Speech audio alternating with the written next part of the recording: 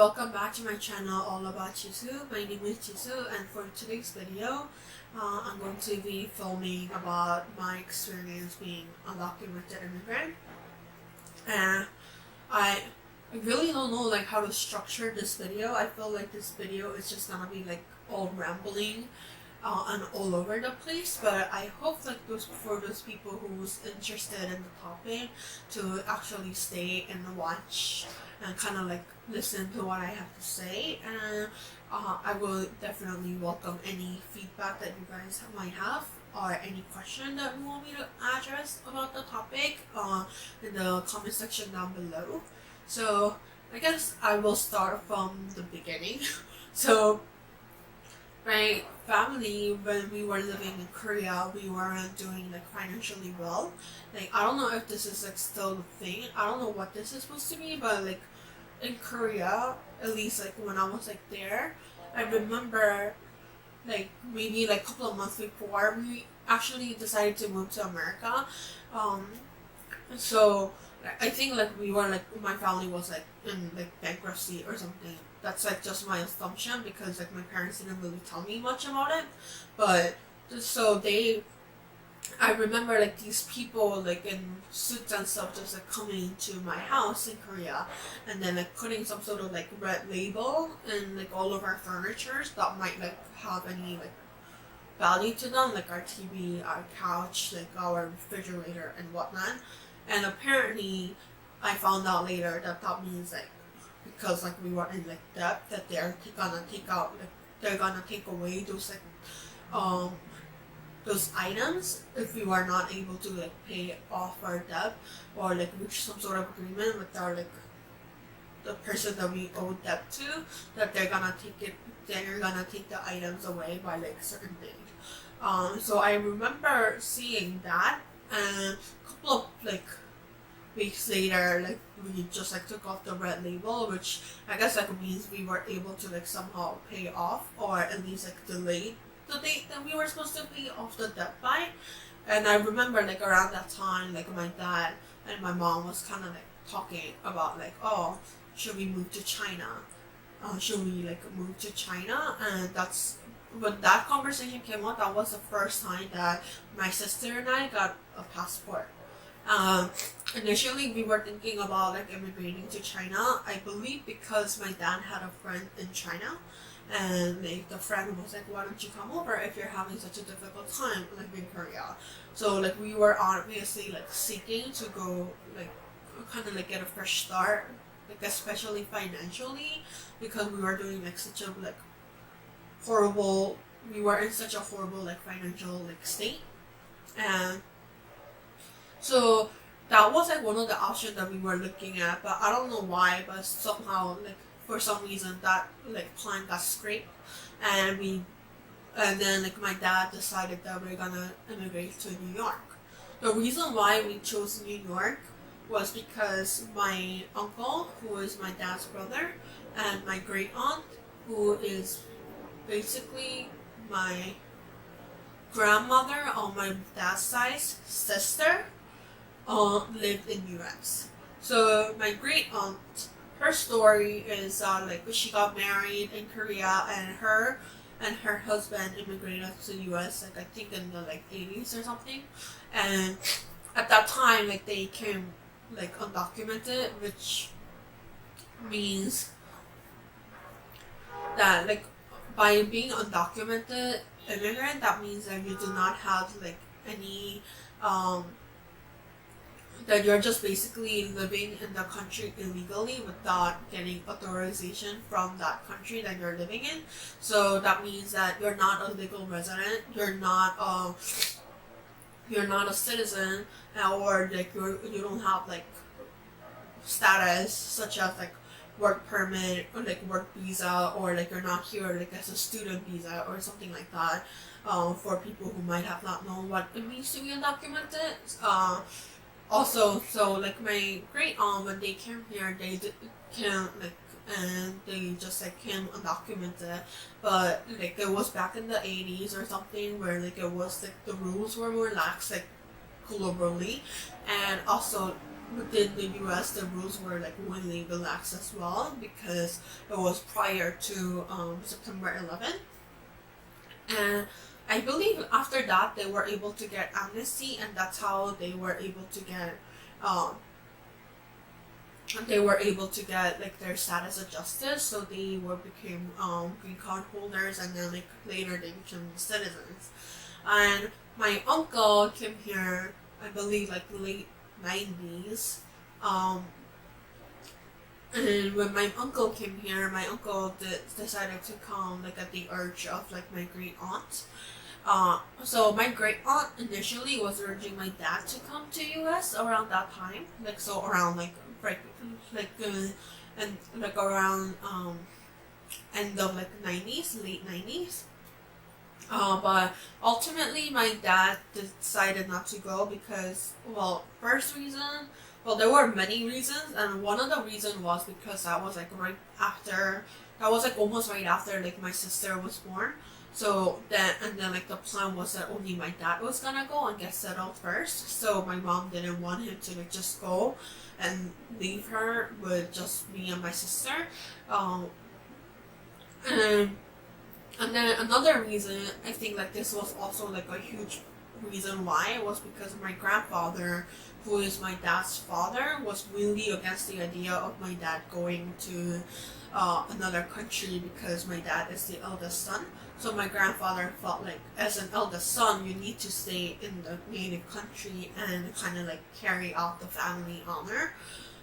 So like I heard that that's why like that was like one of the major reasons why they decided not to come. Like he decided not to come at that time, and instead my uncle, who is my dad's like younger brother, ended up coming around that time. And later like he was able to get like sponsored by my great aunt, and adjust his status that way. And now he is a citizen, and he is married, and he has two beautiful children who were born in US, so they are American citizens because they were born in US, so they are given like the birthright citizenship. Whereas like my family, so we decided to come in 2004 when we were having such a financial trouble in Korea at that time. And we came here like obviously after September 11th in 2001. So the law was getting more and more strict, and the immigration law and the idea of like terrorism and immigrants being bad, immigrants are all terrorists, those rhetoric started to happen a lot more than how it was like back in the 80s and 90s. Like after 1965 and then the law changing for immigrants that were able to like come in and stuff, like it was a little more relaxed during then, and now like it was getting stricter because of like what happened in September 11th.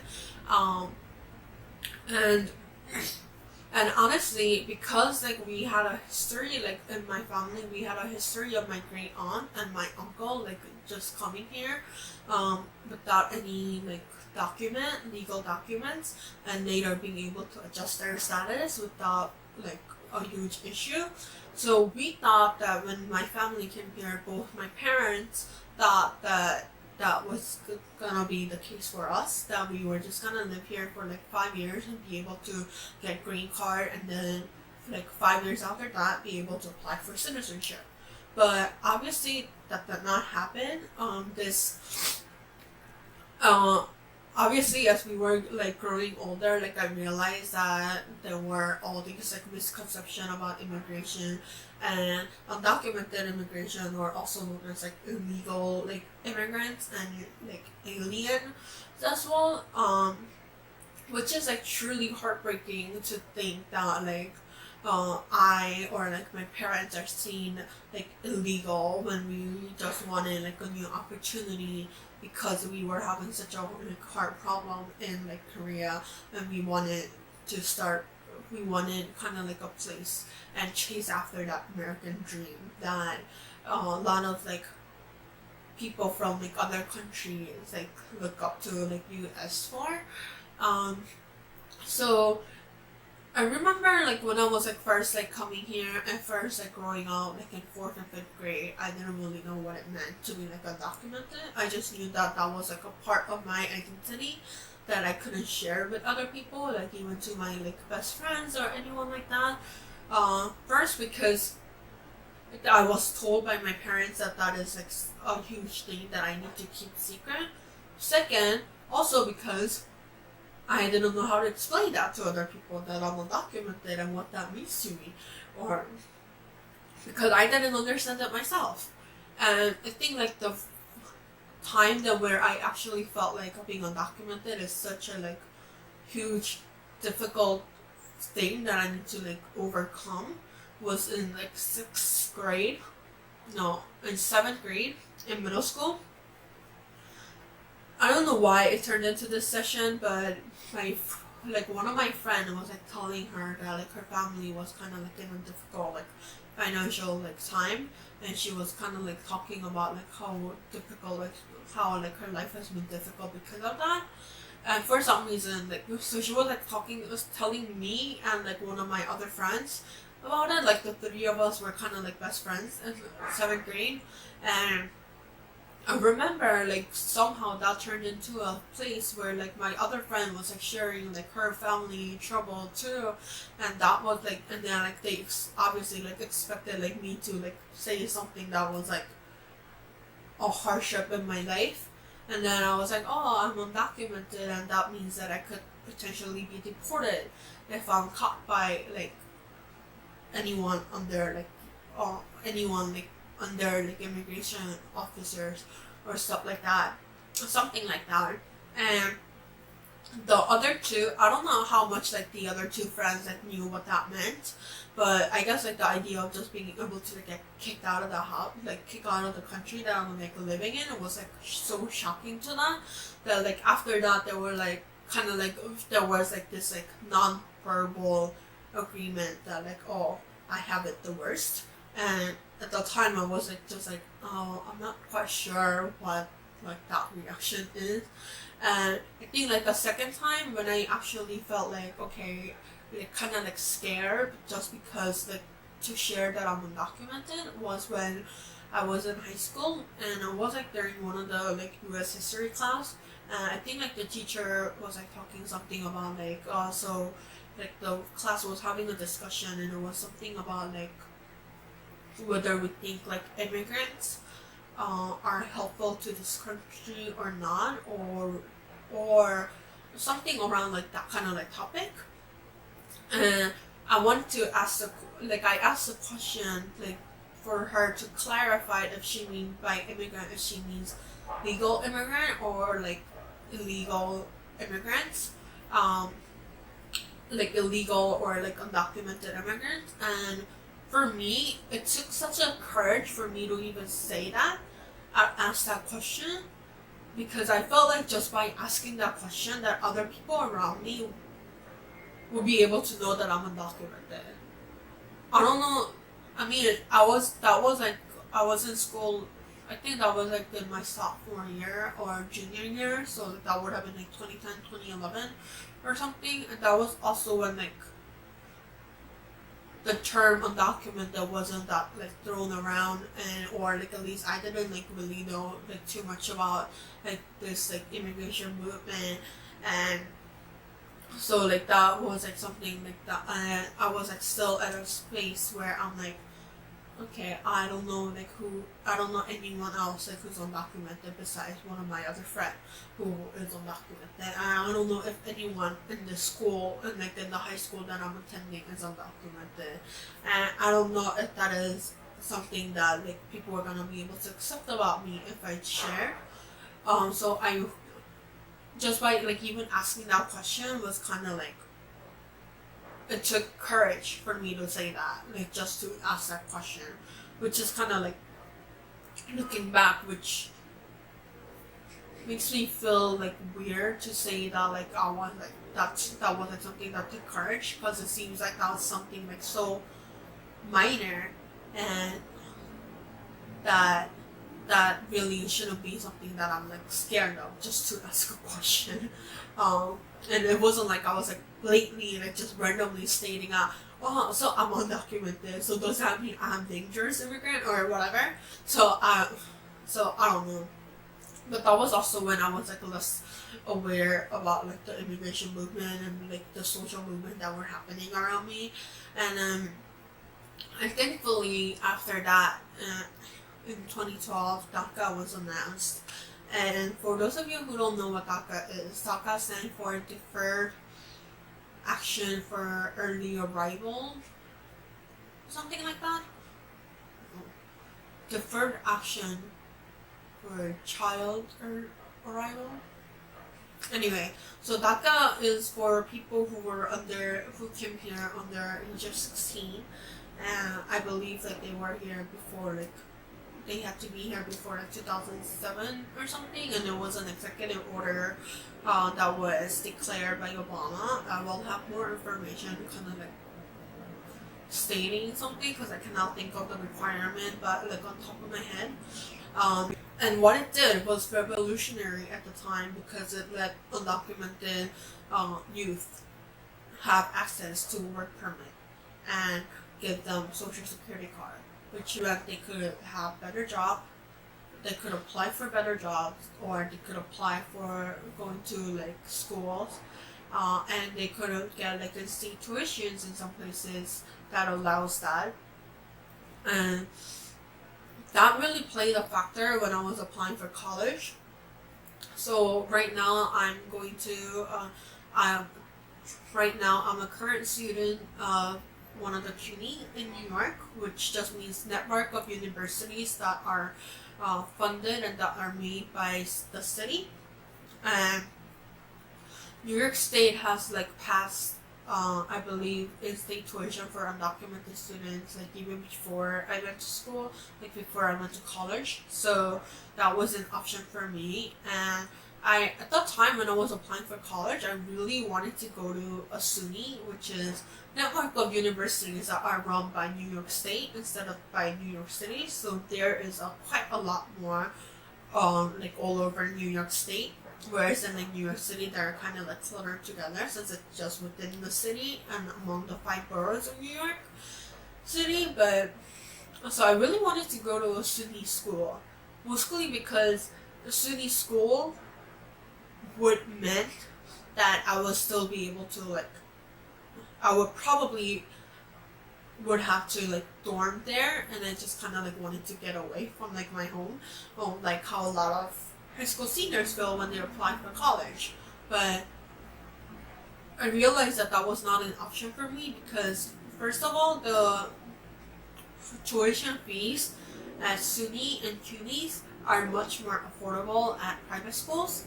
But a lot of the private schools, depending on the school it is, would not allow undocumented immigrants to be part of their like student body.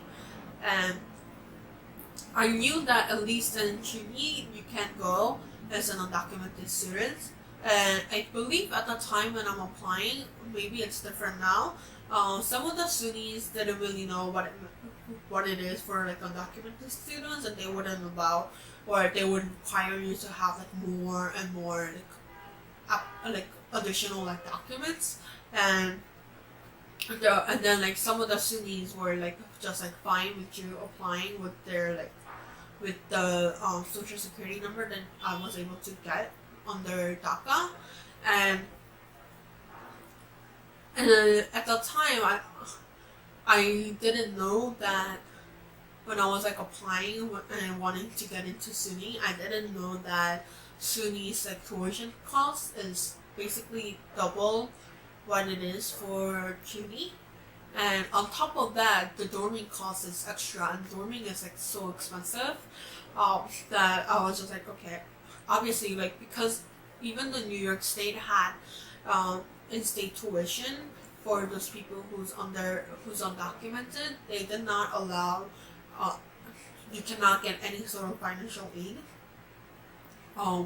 So realistically, it wasn't possible for me and my family to pay for my tuition going to SUNY and plus the dorming.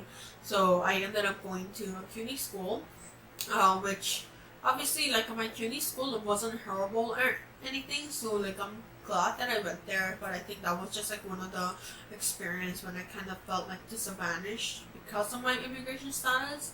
And obviously around that time, like when people are going to college or like when you're high school seniors, a lot of people go travel abroad, whether that is like as part of a school, like just like a travel experience, or like they're just going after they graduate, like as a vacation or something. And I obviously cannot go out overseas because then I would not be able to come back to the state. And I guess like for my family, I don't know why like we have this like concept, but even going out of New York City was not a question for us. We were like, okay, we cannot leave New York City even for like traveling like within the United States. Like basically we never really went anywhere as like family vacation or anything like that were outside of New York City, except when we were visiting our great aunt who lived in Long Island for like a really long time. And it wasn't until like DACA came around that I was able to like travel, even though like that was like me going to like Connecticut, which is like just like super close. And it wasn't until like a later, like a couple of years later, like when I was like volunteering for a nonprofit, and like for like nonprofit, that I realized that like you can actually travel with the work permit, you can go places within the United States. So that was kind of like surprising. So I feel like this video is kind of like all over the place. So even when I was in college and stuff, like I wasn't really comfortable like just like sharing my experience or anything.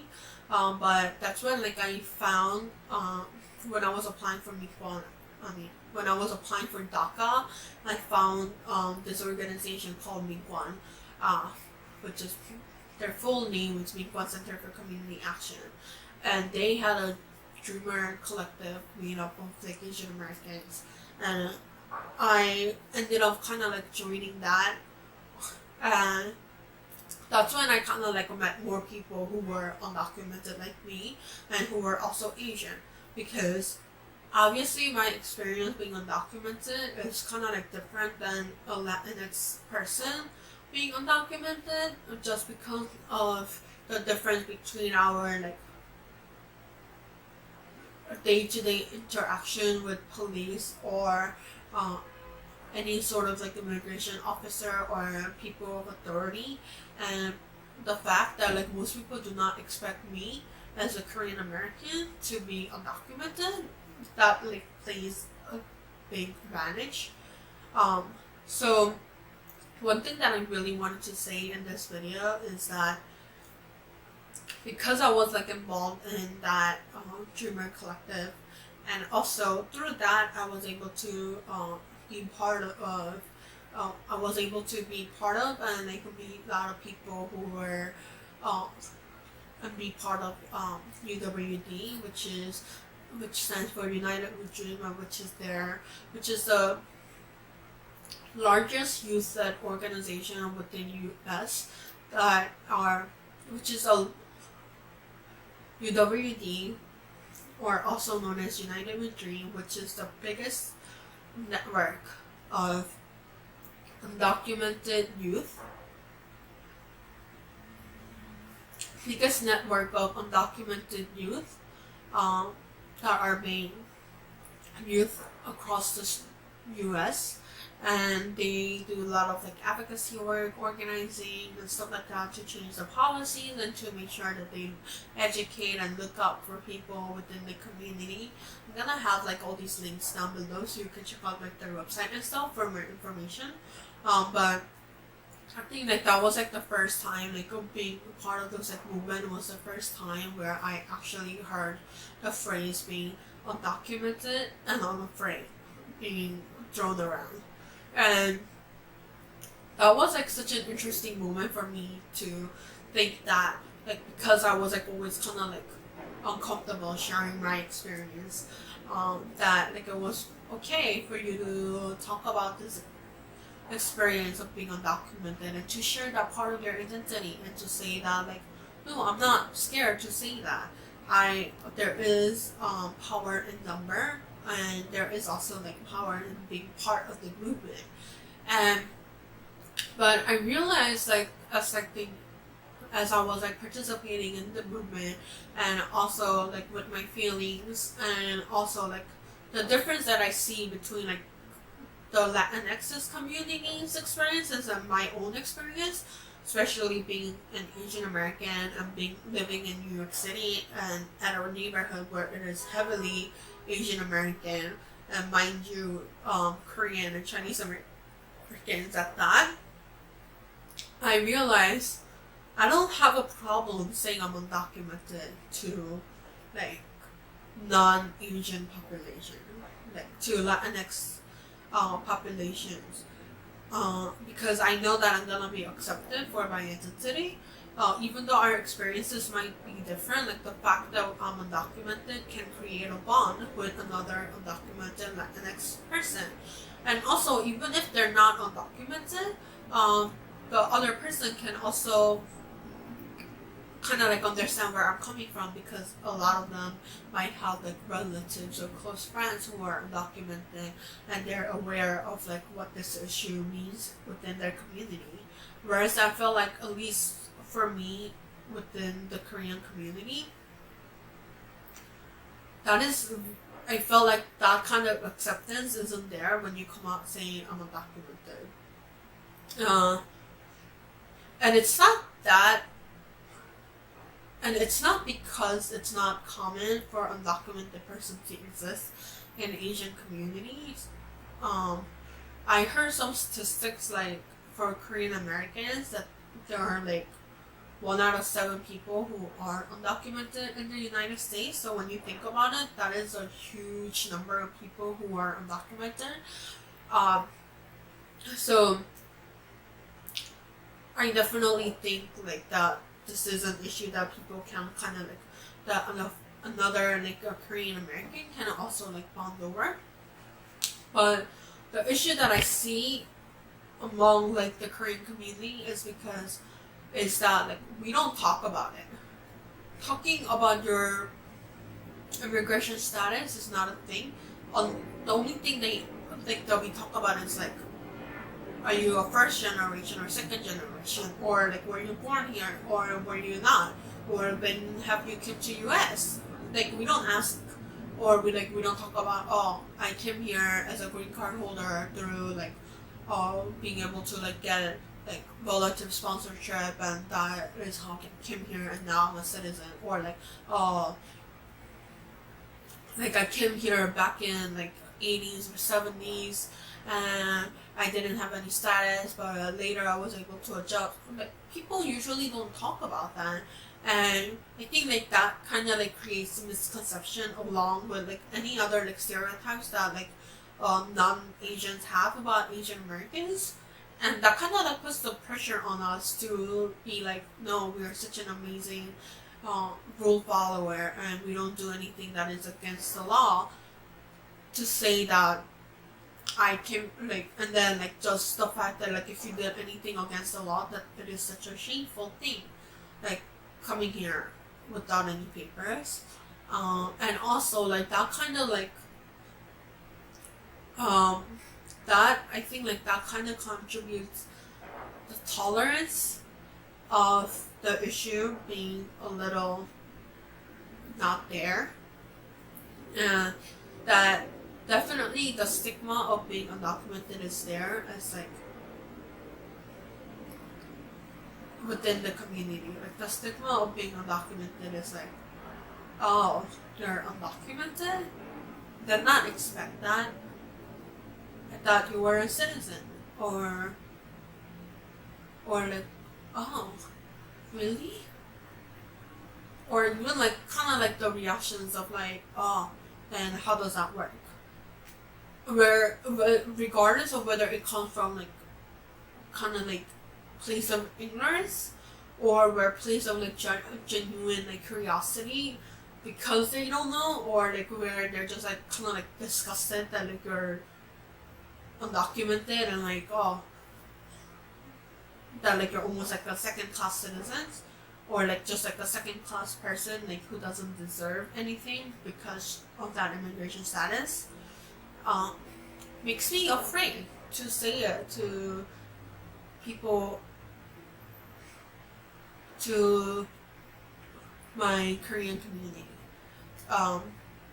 Obviously, like I attended a lot of rallies and a lot of marches. I even spoke at some of the rallies during my time working and volunteering with MinKwon, and by that extent, like with being part of the community.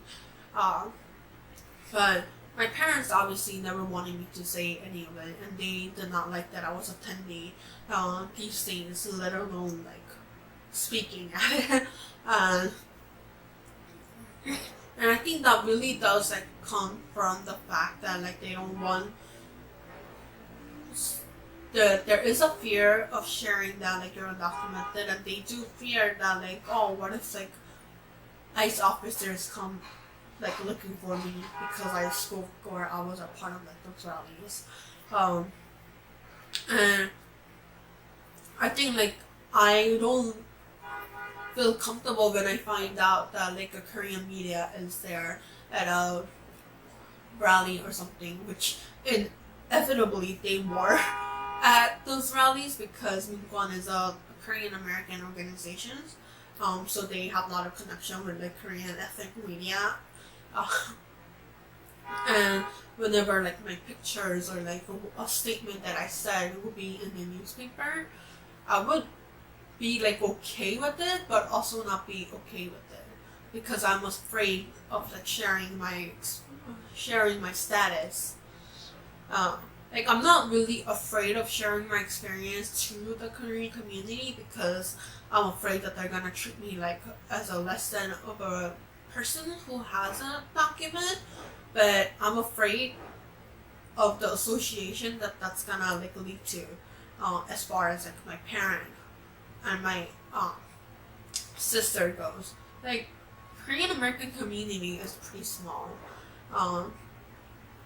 and like it's not a situation where like just like like everybody knows everyone, whether that is like through like direct relationship, like first connection relationship, or whether that's like second or third connection relationship. It's like, oh, a friend of mine knows who you are, and it's kind of like that is kind of also like a good thing and a bad thing. And in this case, it can be like a very bad thing because I do not want anyone to see that I'm undocumented and to be able to connect the dot and be like, oh wait, isn't she Mr. Kim's daughter?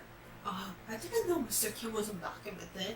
I don't want that I don't want people to be able to connect the dot and treat my parents like they're less than just because they found out that they're undocumented.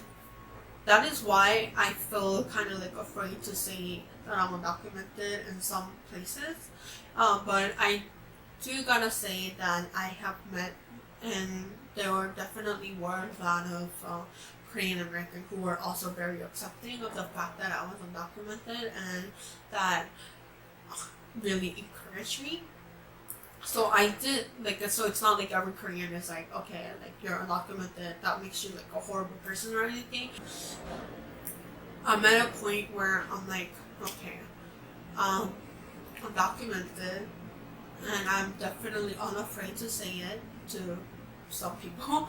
But I want to be able to say that I'm undocumented, but I'm proud of it to everyone, regardless of who they are or what community they're in, because that is a huge part of my identity, and that has played a huge role in the type of work or the type of volunteer, or it has shaped me to become who I am.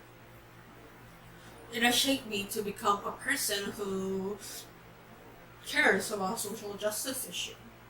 So being undocumented is just one part of my identity, but it is a huge part of my identity, and it has made me to who I am.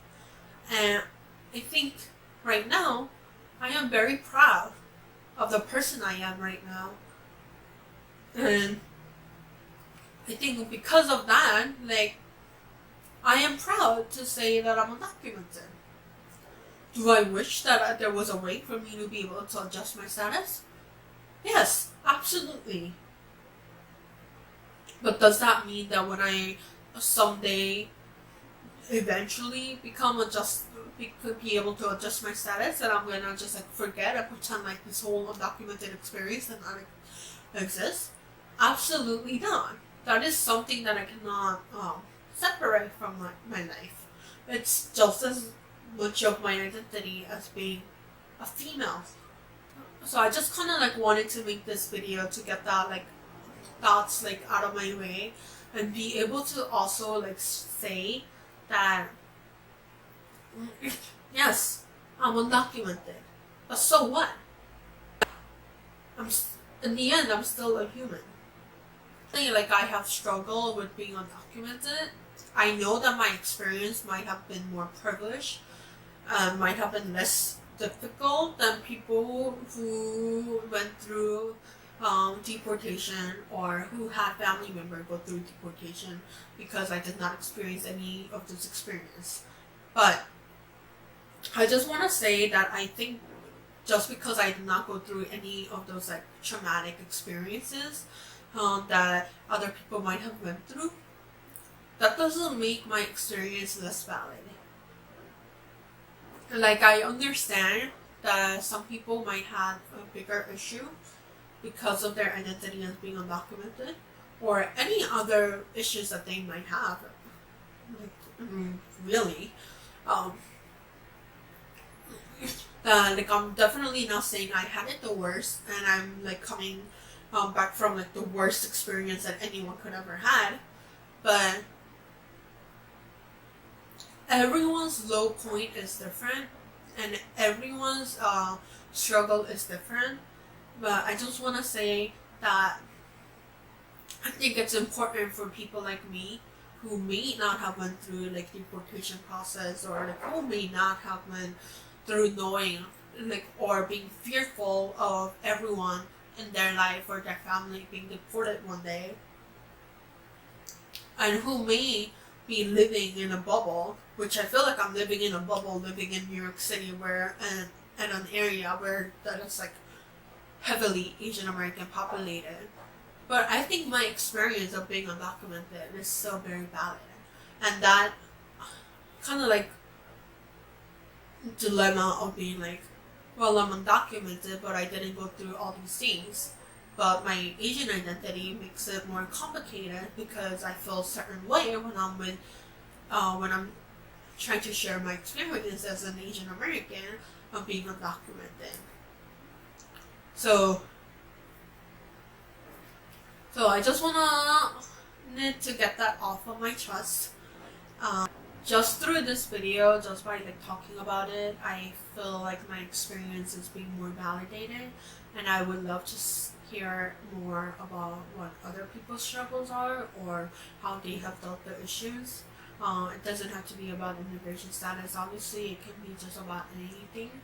So if you want to talk about it, then you can leave a comment down below, or you can DM me on my Instagram if you want it to be more private. I will have all the information to my Instagram and my things down below. I'm grateful to just have this platform to just like share my thoughts on the issues, and just to share my experience. I don't know, I feel like this video is now becoming like so long and so serious, but I don't know. I feel like when I had the intention of like filming a video on this topic, I didn't feel like it was gonna be like such a long and rambling video, or that like it's gonna be like a very emotional experience for me, but I feel really emotional now that I was like talking about it. So I will end it here, I guess. Thank you guys so much, and that will be the end of this video before I ramble some more or actually cry, because I feel like I'm gonna cry soon. So yeah, thank you for watching, and I'll see you guys next time. Bye!